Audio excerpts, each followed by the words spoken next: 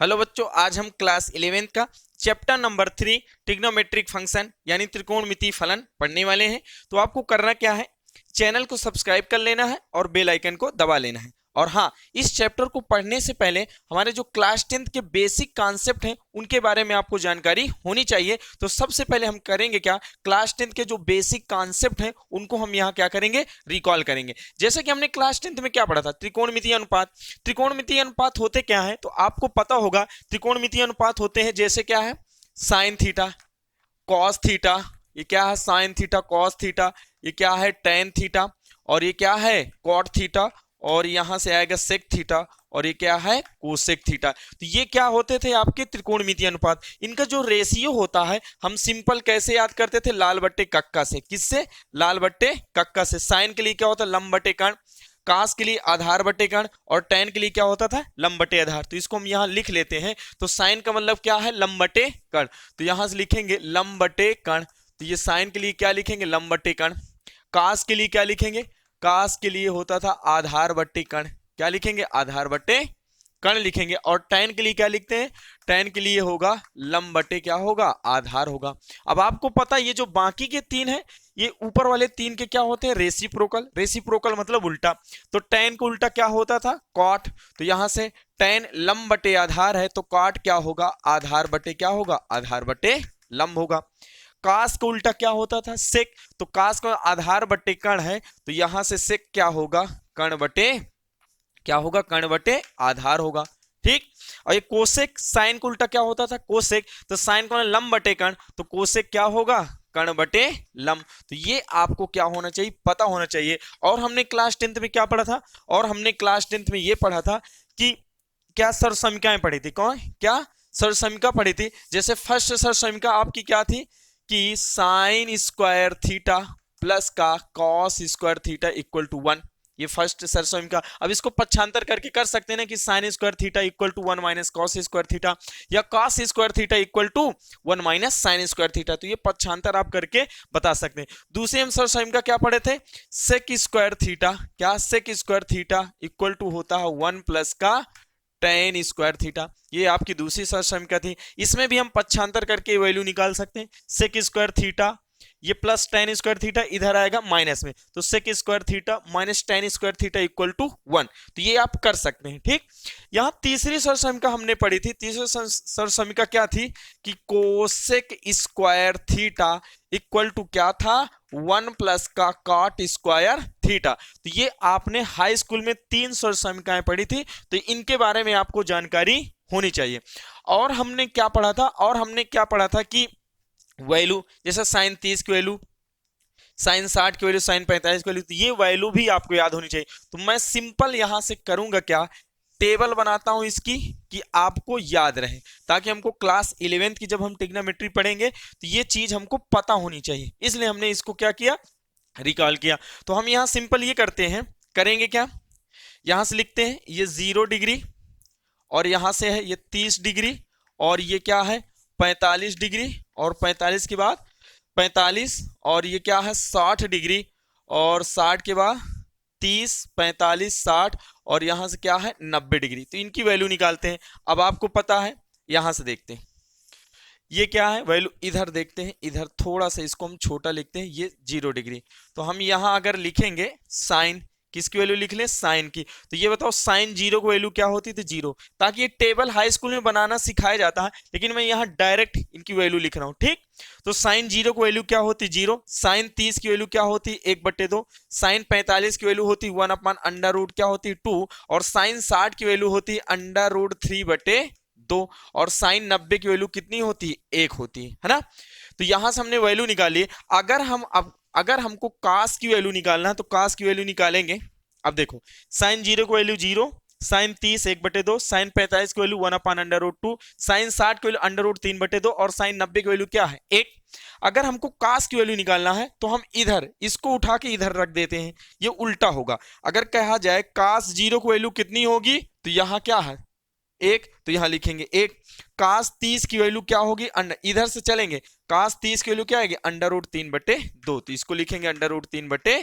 2 लिखेंगे और फिर यहाँ देखेंगे cos 45 की वैल्यू क्या आएगी, cos 45 की वैल्यू वही जो यहाँ है, तो यहाँ आएगा 1/√2 और cos 60 की वैल्यू क्या आएगी 1/2, तो यहां से क्या लिख देंगे 1/2 और cos 90 की वैल्यू क्या आएगी 0, तो यहां से क्या हो जाएगा 0, तो ये वैल्यू हमने यहां लिख दिया। अब आगे देखते हैं, अब जैसे हमको निकालना है tan, तो tan की वैल्यू क्या होगी, tan में आपको फार्मूला ये पता होगा कि जैसे क्या है tan थीटा इक्वल टू क्या होता है, tan थीटा इक्वल टू क्या है sin theta upon cos theta. अब जैसे सिंपल हमको निकालना क्या है, tan 0 की वैल्यू निकालना है, किसकी वैल्यू निकालना है tan 0, तो आप बोलेंगे कि सर tan 0 इक्वल टू क्या आएगा sin 0, क्या आएगा sin 0 अपान में क्या होगा cos 0।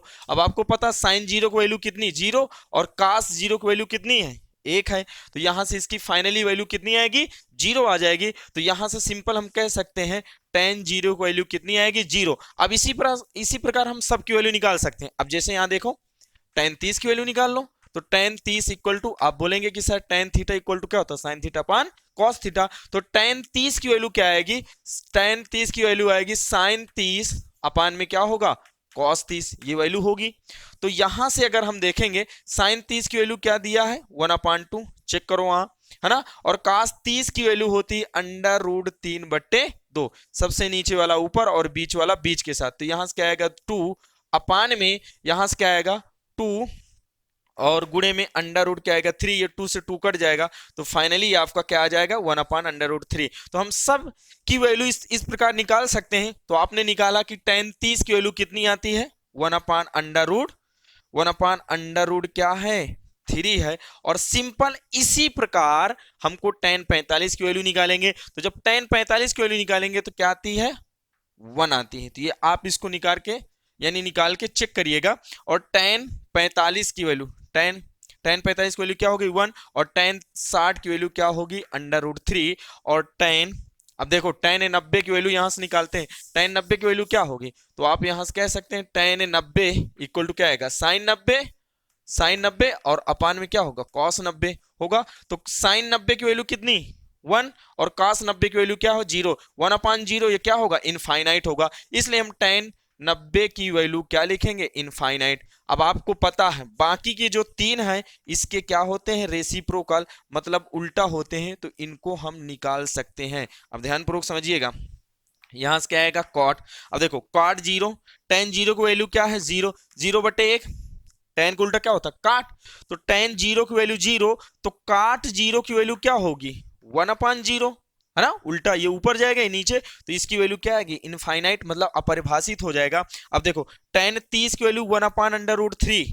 तो इसका उल्टा करेंगे 1/√3, तो cot 30 की वैल्यू क्या आएगी √3/1, 1 आएगा 1 लिखेंगे नहीं, और tan 45 की वैल्यू 1, तो cot 45 की वैल्यू भी क्या आएगी 1, और यहां से ये समझिए cot tan 60 की वैल्यू √3, तो cot 60 की वैल्यू क्या आएगी 1/√, क्या आएगा 3 आएगा। और यहां से समझिए देखो tan 90 की वैल्यू क्या है इनफाइनाइट, क्या दिया इनफाइनाइट, तो cot 90 की वैल्यू क्या आएगी चेक करो, यहां से है tan 90 इक्वल टू क्या है 1/0, 1/0 है कि नहीं, तो यहां से अगर हम लिखेंगे cot 90 की वैल्यू तो क्या होगा 0/1, 0 ऊपर जाएगा 1 नीचे आएगा, तो फाइनली इसकी वैल्यू किसके बराबर आएगी 0, 0 में 1 का भाग करेंगे क्या आएगा 0 ही आएगा, तो यहां से हम फाइनली लिख सकते हैं कि सर जो cot 90 की वैल्यू आएगी वो किसके बराबर आएगी 0 के। अब हम देखते हैं अब किसकी वैल्यू देखेंगे, अब यहां से हम देखते हैं अब किसकी वैल्यू, यहां से आएगा sec, अब यहां सिंपल देखिए sec किसका उल्टा होता है sec 0 की वैल्यू, हाँ काट के बाद क्या आएगा sec, अब यहां से sec 0 की वैल्यू कितनी आएगी, अब आपको पता है कि cos 0 की वैल्यू कितनी है 1, cos 0 की वैल्यू कितनी 1, तो sec 0 की वैल्यू भी 1, और cos 30 की वैल्यू √3/2, तो sec 30 की वैल्यू क्या उल्टा 2/√, क्या होगा 3। फिर यहां देखें cos 45 की वैल्यू 1/√2, तो sec 45 की वैल्यू इसका क्या होगा उल्टा, तो यहां से क्या आएगा √2 और बटे में लिखेंगे नहीं, और यहां से क्या है cos 60 की वैल्यू 1/2, तो sec 60 की वैल्यू उल्टा यानी 2/1, यानी सिंपल क्या आएगा 2 आएगा। और यहां से देखेंगे cos 90 की वैल्यू क्या है 0, cos यहां से देखते हैं यहां से क्या है cos 90 की वैल्यू क्या है 0, मतलब 0/1, तो sec 90 की वैल्यू क्या हो जाएगी, sec 90 की वैल्यू हो जाएगी 1 ऊपर जाएगा यानी 1/0, है ना, उल्टा होगा। अरे 0/1 तो ये क्या होगा 1/0, इसका मतलब इसका मान क्या होगा, अपरिभाषित। तो यहां से हम क्या कर सकते हैं, अपरिभाषित मतलब इनफाइनाइट। अब आगे देखेंगे, सेक की वैल्यू पता हो गई, अब हमको निकालना है किसकी वैल्यू, कोसेक।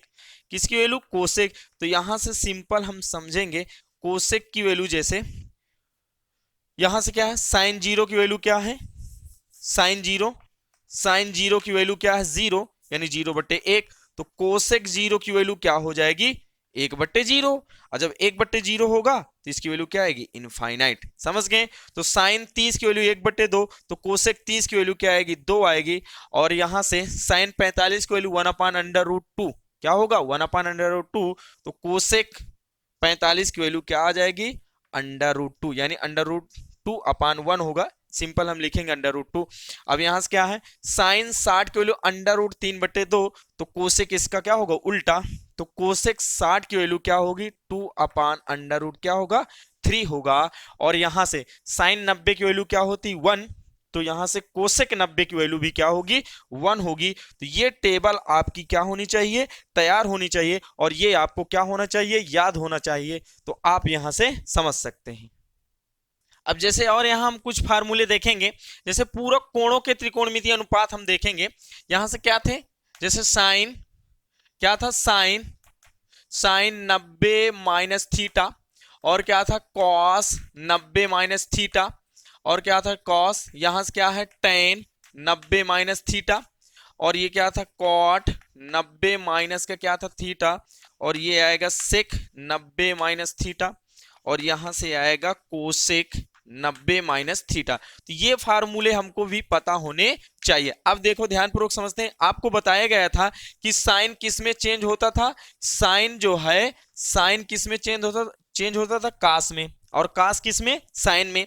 और यहां से टैन किस में, टैन जो है वो काट में बदलता था और काट टैन में। और यहां से क्या था, सेक जो है किस में बदलता था, सेक जो है कोसेक में बदलता था और कोसेक सेक में बदलता था। तो ये क्या है, ये फार्मूले हैं। तो क्या था, sine 90 minus theta equal to क्या था, कॉस थीटा। तो यहां से लिखेंगे sine 90 minus theta equal to cos theta, और cos 90 minus theta equal to क्या था, साइन थीटा।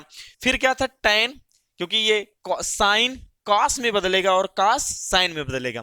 फिर क्या था tan 90 minus theta equal to क्या है, कॉट थीटा, है ना।